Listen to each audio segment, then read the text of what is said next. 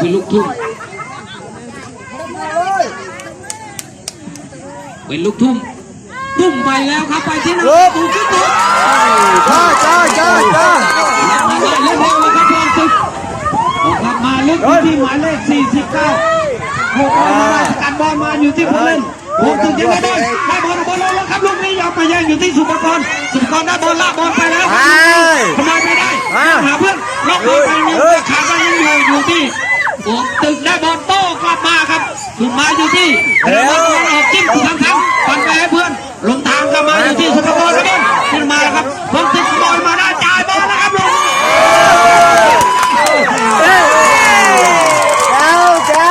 สวยจริงสวยครับกูกับสวัสดีเลยมันยังเยอะก็มีรอบเนาะดีเพื่อนรักษาประตูกับทชายจ่ายบอลนะครับลูกบอลสูงครับบอลมาก็มา29ลากบอลไปใหม่ครับถูกมาให้เพื่อนโดนสกัดมาอยู่ที่ลากบอลมาด้วยหมายเลข14บอลตึกส่งไปติดอยู่ที่อนุกูลต่อมาอยู่ที่หมายเลข19เอาบอลลงมาได้จิ้มบอลมา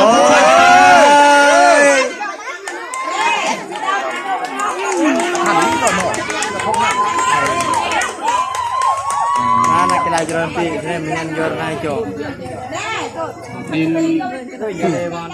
นักบอลนะครับที่ให้ผู้เล่นบอลตะวันออกได้ทันจบลูกฟรีคิกเก่งนึงนะนี่หนูท่าน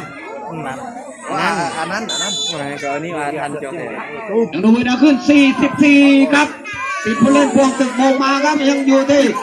ออกมาไปหมายเลข14ลากบอลไปในแดนกลางติดมาหมายเลข9โดนขโมยมาได้อยู่ที่กลางแขนเดี๋ยวบอลที่ขวาแล้วครับไปแล้วครับไม่ทันครับเป็นลูกทุ่มเซ็งเลยยอมเป็นวินัยอายบอลขึ้นมาให้เลย7จิ้มบอลแลกกันอยู่โดนยัดมาได้อยู่ที่ขนาดบอล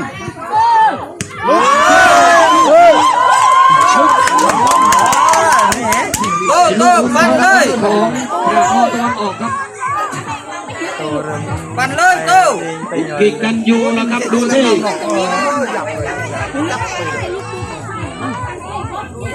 กิตติศักดิ์กิตหมายเลข9เอาบอลไปแล้วหมายเลข9พอเข้าตึกได้บอลต่อบอลออกมาอยู่ที่พงตึกไปเลยนั่นไปเลยหมายเลข8จิ้มไป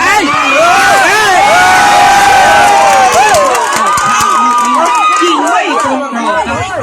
แน่นอนแล้วครับแน่นอนแล้วครับตอนนี้อยู่ในห่วงที่เวลา2 นาทีโอ้ไปกี่จอไม่ไปกี่คนเลยหมดเวลา2 นาทีลูกนี้อะไรจะชี้ว้าวไอ้กี่ตัวก็จะเนี่ยไปงบลงดิโอ้ยนักไปยังไปไงโอ้ยนักไปทั่วไปส่งแต่ทั่วก็จะงบลงมาเลยตามเลยช่วยบ้านมุ้ยที่เอาเลยเอาบอลขึ้นมาใหม่ครับเราเนี่ยอยู่ที่ขนาดบอลอยู่ที่แดงของโปรตุเกสโผล่ขึ้นมาได้คุณครูเลือกเบอร์49ไม่มีเพื่อนจะมองหาเพื่อนได้บอล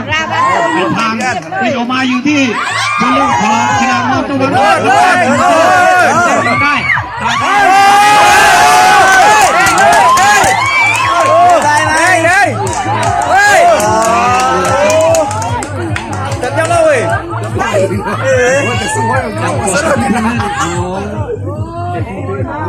บอลตะวันออกเล่นบอลเลื่อนมาไปเรื่องบอลเยอะเลยเนาะอยู่ตรงกลางเลยเนาะมันรอเลยฟังเลยคนนี้ไปจับเลยว่าคุณลอยเลี้ยงดูลูกบอลพี่คิกลูกนี้ครับเลยจับเลยเว้ยจะทำยังไงมันเข้าหรือจะส่งให้เราต้องจบเข้าเลย เยี่ยมเลยโยเลยสองเอาเลยลูกเดียว เฮ้ยเฮ้ย เข้ากันลูกมือออกเป็นลูกคุณทงหรือเปล่าครับผู้เล่นพวงตึกขึ้นโค้ง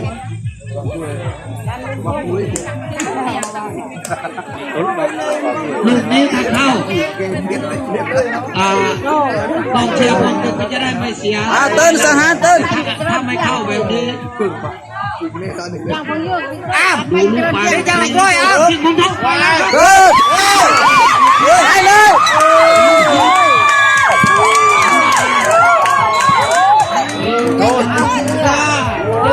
ตอนนี้จบครึ่งหลังไปแล้วนะคะ